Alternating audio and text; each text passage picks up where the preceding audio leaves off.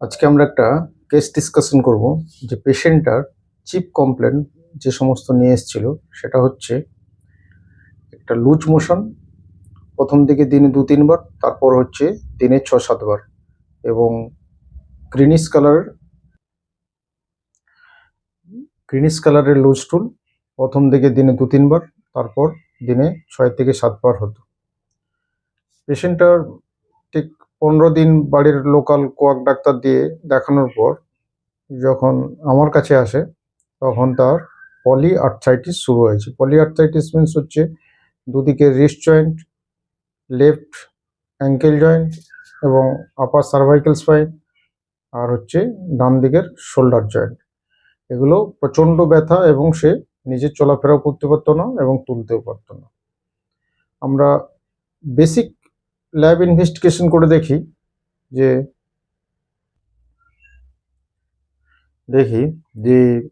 Blood count, total leucocyte count প্রায় 40,000 এবং neutrophil count 92%, এবং পেশেন্টের সিআরপি ছিল 296। এরপর আমরা যা বেসিক ট্রিটমেন্ট করি সেটা হচ্ছে কিছু অ্যান্টিবায়োটিক, পাইপেরাসিলিন, টাজোবেক্টাম এবং মেট্রোজিল দিয়ে ট্রিটমেন্ট করি, এবং HLA-B27 পেশেন্টের নেগেটিভ ছিল। এবার আমরা এএনএও করেছিলাম, এএনএ স্ক্রিনিং টেস্ট বাই হেপ2 হচ্ছে নেগেটিভ, কিন্তু যেহেতু পেশেন্টের সিআরপি 296 ছিল এবং পেশেন্টের বাড়ির লোক খুব টেন্সড হয়ে যাচ্ছিল যে পেশেন্টের কি হবে। আমরা যদিও সচরাচর অনেক অ্যাকুট গ্যাস্ট্রোএন্টারাইটিসের পর রিঅ্যাক্টিভ আর্থ্রাইটিস দেখি, যেটা কিন্তু জেনারেলি 14 থেকে 21 দিনের মধ্যে সেরে যায়, কিন্তু এই পেশেন্টের ক্ষেত্রে এটা প্রায় 1.5 থেকে 2 মাস হচ্ছে পারসিস্ট করছে। That's mean it is a case of persistent reactive arthritis. যেহেতু পেশেন্টের বাড়ির অনেক রিলেটিভ বিভিন্ন নার্সিংহোমের সঙ্গে যুক্ত, এই জন্য সেও প্রচুর তাকে ভয় দেখিয়েছে যে ইমিডিয়েট ভর্তি করতে হবে, না হলে পেশেন্ট খুব খারাপ হয়ে যাবে। আপনাদের একটা জিনিস বলে রাখি যে পারসিস্টেন্ট রিঅ্যাক্টিভ আর্থ্রাইটিস যদি আপনি ডায়াগনোসিস কনফার্ম হন, তাহলে পেশেন্টের যতই ব্যথা হোক, শুধু আপনি একটা যে কোনো ব্যথার এনএসএআইডি এবং যে সমস্ত দুটো রেজিম পাওয়া যায় আমাদের, একটা হচ্ছে সালফাস্যালাজাইন গ্রুপের ওষুধ সঙ্গে মেথোট্রেক্সেট উইকলি, এই একটা রেজিম দিয়ে করতে পারেন, বা অ্যাজাথাইপ্রিন আপনি সঙ্গে রিফাম্পিন 6 মাস ইউজ করতে পারেন। কিন্তু যেহেতু এটা অনেক দিন ধরে ট্রিটমেন্ট করতে হয়, ধরুন 5-6 মাস ট্রিটমেন্ট করতে লাগে, এই জন্য পেশেন্টকে একটা বিশ্বস্ত কন্ডিশনে নিয়ে আসা কিন্তু খুব টাফ ব্যাপার, যদি না পেশেন্ট আপনার উপর খুব বিশ্বাস রাখে। এজন্য পেশেন্টের বাড়ির লোক খুব অ্যাংসাস হওয়া সত্ত্বেও তারা কিন্তু এখানেই রেখে ট্রিটমেন্ট করেছিল, এবং এখন পেশেন্ট কীরকম আছে সেটা আপনি পেশেন্টের মুখ থেকেই শুনুন।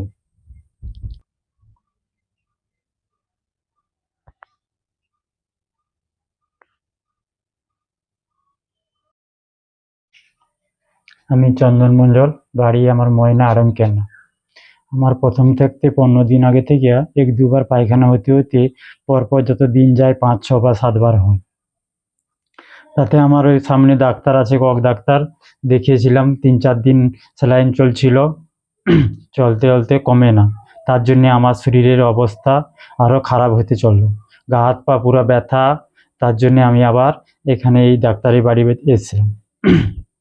এখানে আমি বিশ্বাস দেখিয়েছিলাম, এবং আমার দেখাতে দেখাতে 5-6 দিন কেটে যাচ্ছে, কেটে যেতে কমে না, হালকা হালকা কমতিছে, কিন্তু বাড়ির লোক ভরসা করে এখানে রাখতে চাচ্ছে না। এগুলো অনেক নার্সিংহোমে আমার একজন ভাগনা আছে, সে রিপোর্ট দেখে বললো ওখানে রাখাটা ঠিক হবে না, তোমরা রুগীকে নিয়ে চলে আসো।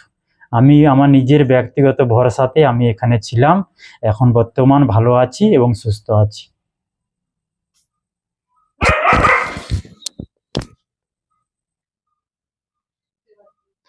প্রথমে আমার পুরা সর্বশরীর ব্যথা হয়, তা থাকতে আমি শুতে পারতেছি না, বুঝতে পারতেছি। আস্তে আস্তে করে আবার আমার হাতের যন্ত্রণা, পা যন্ত্রণা হতে হতে এ পর্যন্ত লাস্টে গিয়ে আমার গাঁট ব্যথা, পা দিয়ে আমি নিজে চলতে পারি না, এসব সব জায়গায় ব্যথা হয়েছিল। আমি এখন বর্তমান পা নিয়ে এখন আস্তে আস্তে আস্তে করে চলতে পারতেছি এবং আস্তে আস্তে করে সুস্থ হচ্ছি। হাতের গাঁট ফুলে যাচ্ছিল এবং পা বেশি ফুলে গেছিল, পা হাঁটু থেকে পাটা বেশি ফোলা ছিল, এতে হালকা হালকা করে কমছে এবং অনেকটা সুস্থ আছি আমি। ঘাড়ে ব্যথা ছিল, ঘাড় ঘোরাতে পারতেছি না, হাতে ডান হাতের উপরে কনিতে ব্যথা ছিল, গাঁঠে ব্যথা ছিল, তারপরে হাতের এই কবজিতে ব্যথা হয়েছে, তা থেকে আবার আঁচুতে এসছে, আঁচুতে ব্যথা ছিল, তা থেকে একবারে পার গাঁঠে গাঁঠে ব্যথা হয়েছিল।